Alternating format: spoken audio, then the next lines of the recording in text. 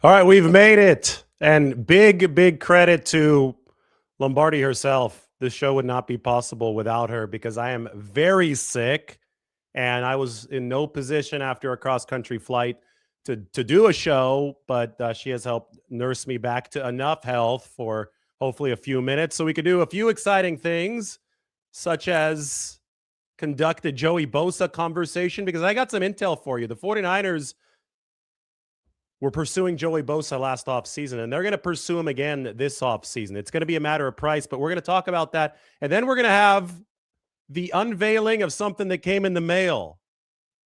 This came from YouTube. We talk about 100,000 real subscribers.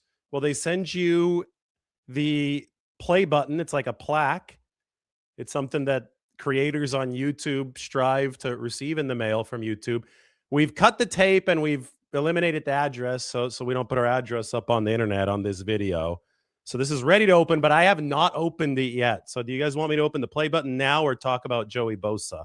We'll talk about Joey Bosa first, but I have the play button in the box on my lap. Let's go. First off, Nick Bosa update. He's expected to be ready for week 1 for the 49ers. That is the target for San Francisco.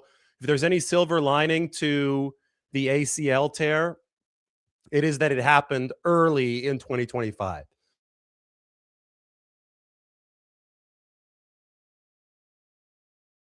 So you're going to have a top tier edge rusher back in this guy's brother, in Nick Bosa. But if you're the 49ers, you need more than that. They need to spruce up, I think, both the edge and the defensive tackle positions this offseason. They had the fewest sacks in the NFL this past year. A lot of it, we obviously chalk up to injuries. Nick Bosa himself got hurt. Michael Williams got hurt. The 49ers had to thrust players that they didn't want into truly featured roles into featured roles. And then the domino effect of that can be very, very bad. I think if the 49ers had been fully healthy last season, that they would have had a very good pass rush. Because remember that Yetur Gross-Matos also missed a significant amount of time. And when he was available, he was one of the better interior pass rushers in the game. They would have done a better job stopping the run. Michael Williams, when he was in there, this was a top 10 run defense. So after he got hurt, they dropped into the bottom 10 of run defense. I mean, there's so many examples of where injuries hurt the 49ers. But the issue is moving into 2026, even if everybody remains healthy this time, they are losing some pieces, such as a Yetur Gross-Matos, a very versatile piece who's able to play on the edge and inside. And I think that you just look at the general structure of this defensive line. You look at the fact that Raheem Morris is coming in as a new defensive coordinator who might try to run a lot of 5-man fronts. The 49ers have not done a lot of that in the past. Kyle Shanahan has said we ran a bunch of 5-man fronts last year. They only ran 5-man fronts on about 7% of snaps. That's not a lot, especially compared to what Raheem Morris has liked to do in the past. And I think that 5-man fronts around this league are all the rage because they allow you to stop the run more effectively. And given the movement of the NFL back toward the running game, when you look at what offenses are doing, defenses need to counteract, and I think 5-man capabilities for the 49ers would be very, very valuable. And for that, you need more defensive line depth. Joey Bosa delivered a healthy season last year for the Buffalo Bills. He ended up playing for about $13 million. The 49ers wanted Joey Bosa last year, but they wanted him at a bargain price, probably a little bit less than $10 million. The Bills obviously outbid them. I understood the 49ers thought process last season because this was the renovation year. They were going for the youth movement up front. But heading here into 2026, I think San Francisco needs to be in much more of a let's start filling in the gaps mode when it comes to free agency, which means that you might extend yourself a little bit. And last year at the time when the 49ers were willing to go up to whatever it was, say it was $10 million for Joey Bosa, and the Buffalo Bills went to 13 million. Joey was coming off of some injury-riddled years with the Chargers. That's why he was only able to sign a one-year deal. Now he's on the wrong side of 30 now, and that might also preclude him from signing a longer-term deal. But the fact that he was able to put in 15 games in the 2025 season, plus the postseason for the Buffalo Bills, the fact that he racked up about 5 sacks, had good pressure numbers, 5 forced fumbles. He stayed available. He was his pass rushing grade last year was the highest that it had been since 2021. I think that should give potential suitors real confidence that you could sign this guy, that he's not just a broken down player who's right at the threshold of 30 years. And that was the fear, I think, with Joey Bosa last year. The Bills gave him a heavily incentive-based contract, and he made a lot of those incentives. Again, took home $13 million from Buffalo last season. I think there's more confidence surrounding where Joey is now following that good season in Buffalo. And the 49ers, who are looking for quality bodies up front, if they were in the mix last year, they're going to be in the mix again this offseason, and perhaps with greater spending willingness due to two factors, because of the fact that the 49ers themselves are just in a spot where they're looking to fill the roster this year instead of looking to just reset and build that youth movement. And Joey Bosa is also in a position where the spenders should have much, much more confidence. Top of the edge rusher free agent market, or at least the projected free agent market, Trey Hendrickson. He's a little bit older than Joey Bosa. He's probably going to be leaving Cincinnati. That they're going to scout the NFL Combine. They're going to be talking to people, the Bengals folks, at the Combine this next week in Indianapolis, trying to assess what the value of Trey Hendrickson on the contractual market is, because they want to see if a franchise tag and a potential trade makes sense. That's the way that I read that. But the franchise tag for somebody like Trey would be insanely high. Mike, what would it be for edge rushers? I don't think that it would be a plausible play for Cincinnati, since he didn't play much last year. He was dealing with oblique injury, and it was one of those things where it was a good thing that the 49ers didn't fork over a first-round pick for Trey Hendrickson before the trade deadline, because that's reportedly what Cincinnati wanted, and the guy wasn't even healthy for the rest of the season. That would have been a monumental waste of a first-round pick. The fact that Trey Hendrickson, it's now been over a season removed since he delivered his best football, I don't think that they could afford the franchise tag him and then try to trade him away, because a contract worth a ton of money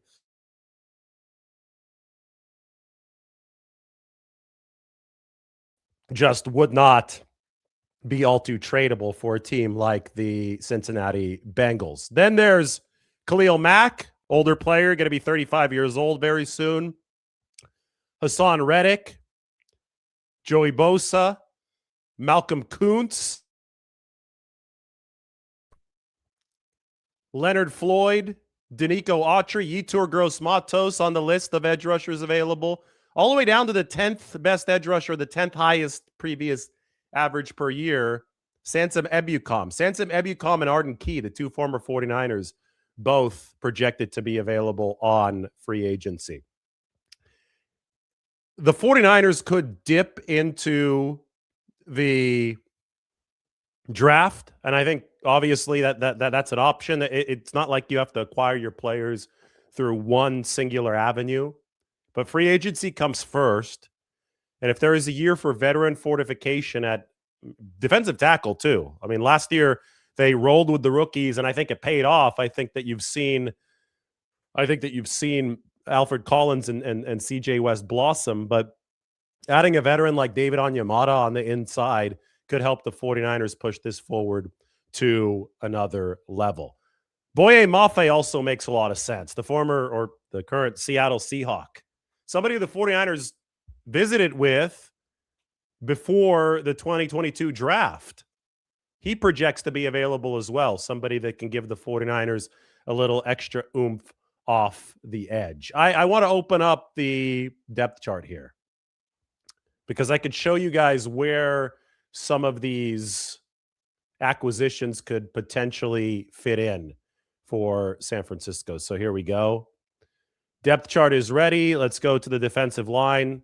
So you're typically going to have 4 defensive ends and 4 defensive tackles up on game day. So the end positions are right here. The top, oops, I did not mean to do that.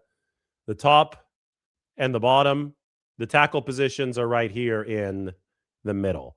As of right now, on my 53-man projection, these are the guys I have in, but obviously there's plenty of room for improvement there, considering the fact that Evan Anderson was on the practice squad for all of 2025. So was Sebastian Valdez, the Hulk. They didn't acquire Keon White until they traded for him a week before the deadline, and Keon just got shot in the ankle. So we'll find out his status, but there might be a little bit of a recovery for him before he could get back on the field. That's going to be intel that we gather at the NFL Combine. Michael Williams coming off the ACL. Nick Bosa coming off an ACL. Williams' ACL happened after Bosa's.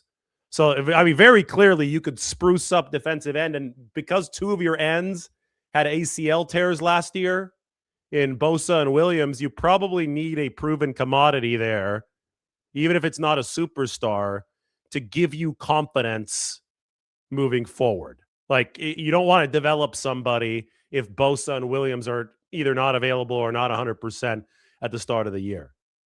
We saw Bryce Huff in a more featured role last year, and it didn't go all too well. Early in the season, it was going great for Bryce Huff. When he was complimentary to Nick Bosa, he was delivering his Mariano Rivera best closing stuff. He closed the game against the Saints in week 2. But when Bryce had to start being the featured guy, which means you're out there down in, down out, lighter weight. I mean, he's a fast get-off edge rusher, but he had to start playing the run.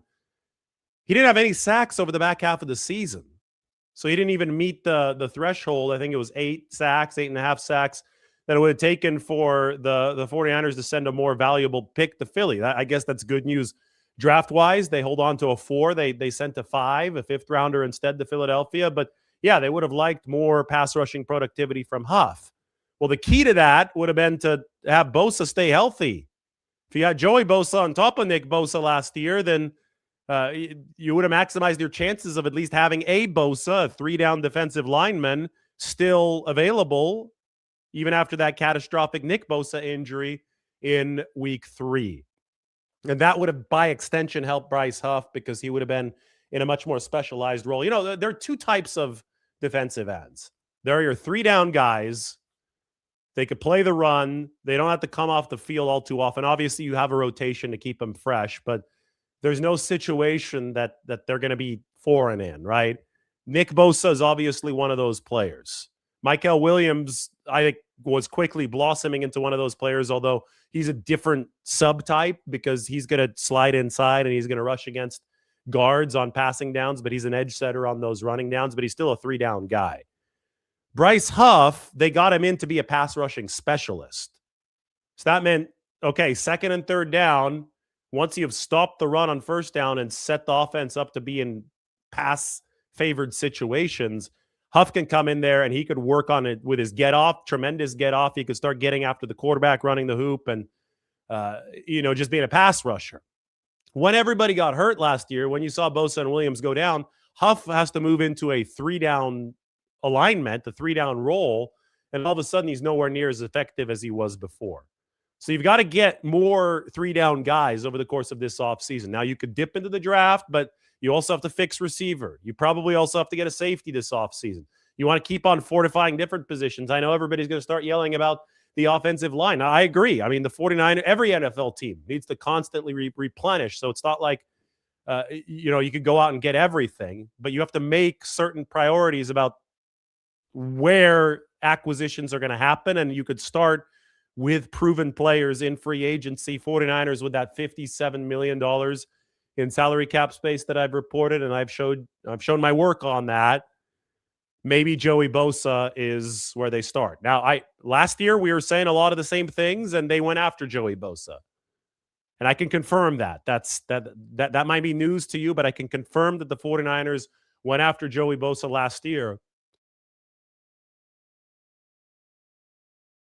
And I think that you can follow that logic, seeing that he delivered a healthy season, delivered a good season for the Buffalo Bills as a free agent again. You can follow that logic to 2026 and say they'll go after him again. And maybe the parameters of the pursuit will be different this time because of all of the reasons that I have outlined. I like the Boye Mafe idea that Mike is texting a lot about him. All right, shall we get to this? Shall we get to the play button? Mike, what do you think? Or should I answer some questions first? I think the room is still building up a little bit. I don't know what my endurance is going to be today.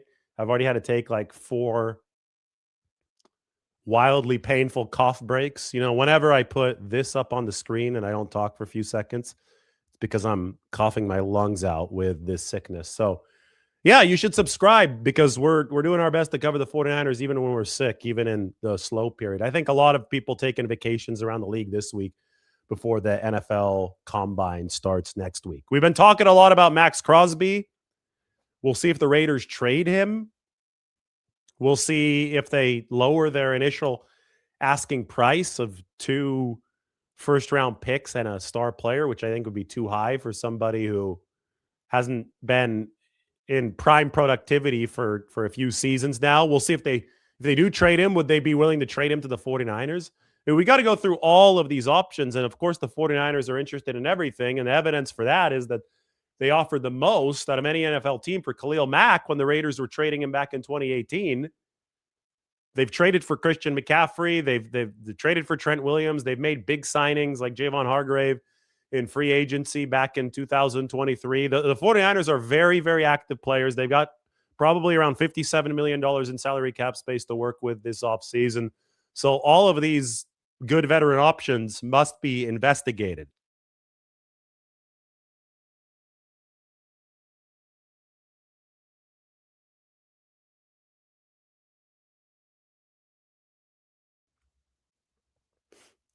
Look, Orlando says, David, stop complaining over a cough. Well, Orlando, you can start complaining over being blocked. Ban user and delete their comments. Orlando has been removed. He's out of here. Orlando did not produce anything of value to the discussion. Got enough subscribers. I don't care about you.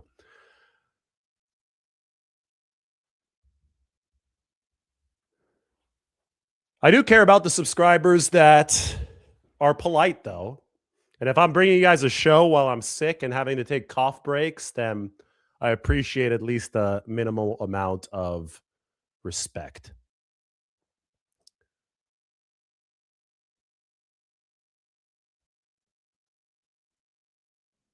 Here's a trade proposal. First round pick, Mac Jones and Renardo Green for Max Crosby.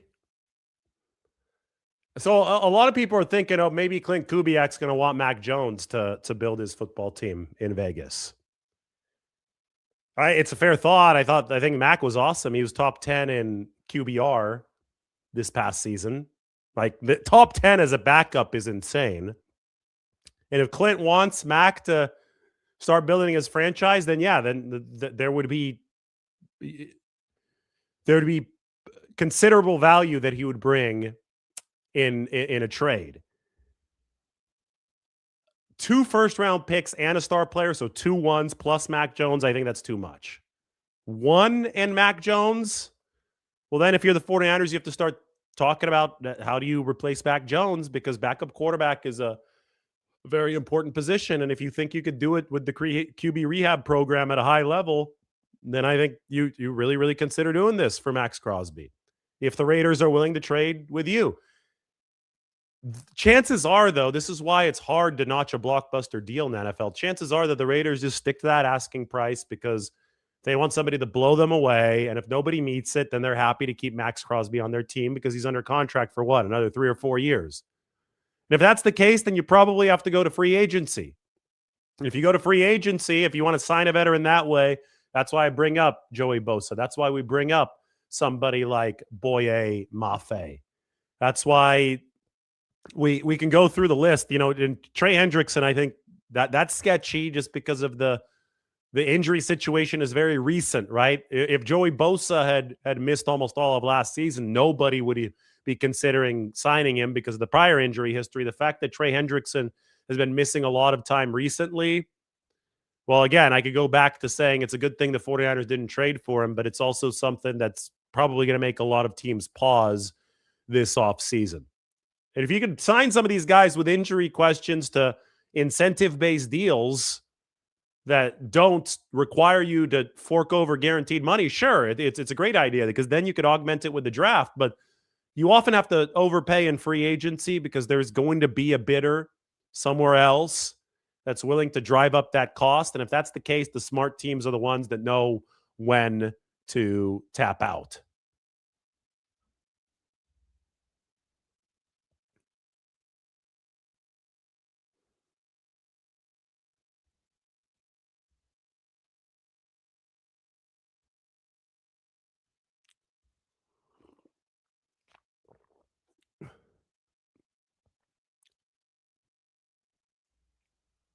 This is a good one. You don't believe much unless it comes out of these lives. Yeah, you shouldn't. There's a lot of drivel out there. It's really bad online right now. It's probably why we got to 100,000 real subscribers while others have not gotten to 100,000 real subscribers. I'm glad that the audience is smart enough to figure it out. All right, let's get to this. We're going to be unveiling the play button because I don't think I could last much longer here. Here it is from YouTube itself. Let's see what it looks like. I've been waiting. I wanted to share this moment with my subscribers. Ooh, nothing so far. This is going to be the ceremonial. Oh, we've got a letter from YouTube. That's awesome. Do you remember your first subscriber, your 100th, or your 1,000th subscriber? Chances are you do. And we know that you'll definitely remember your 100,000th subscriber. This is signed by the CEO of YouTube, Neil Mohan. This is literally signed by him.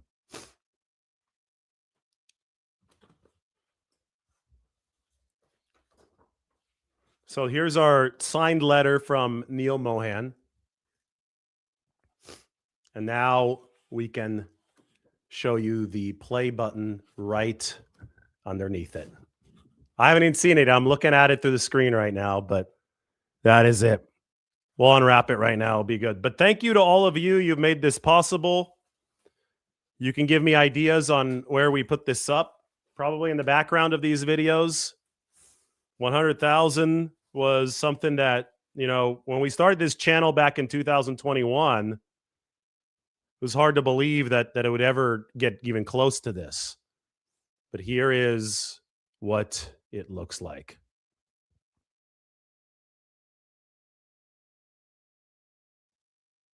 For passing 100,000 subscribers. It's cool. It's very sleek. It's very sleek. And it's got a couple, you could like kickstand legs here that I think that, yeah, you have some other stuff in here. I could recognize my team on YouTube. Well, yes. We've got to recognize Mike. Mike is in the background here today. Mike, if you want to come on camera, go ahead. Might actually help me if you can. If you can't, don't worry about it. I want Mike to join us more often as like a voice on the show because he knows his stuff. But Mike joined back in 2021, messaged me on Facebook, and I happened to see the message, and we're both from Visalia. We didn't know each other from there, but we obviously know each other now, and he's helped grow this channel, has helped us get to 100,000. He's at the store right now, so he can't come on, but he could come on at some point in the future. So many cool moments along the way. Lambeau Field in the snow, the Roach Motel in Green Bay, the first ever Boombox video in Dallas. That was the week before Green Bay. So everybody, thank you for being a viewer of this channel and a subscriber for so many years. And those of you who are new, that's awesome. Those of you who give me a hard time for complaining about a cough while I'm trying to talk solo for a long time, well, you're not really welcome here, but that's okay because most of you are awesome. Thanks, guys. Glad I got to share that with you. Now I need to go get some rest. That's the latest. We'll talk to you soon.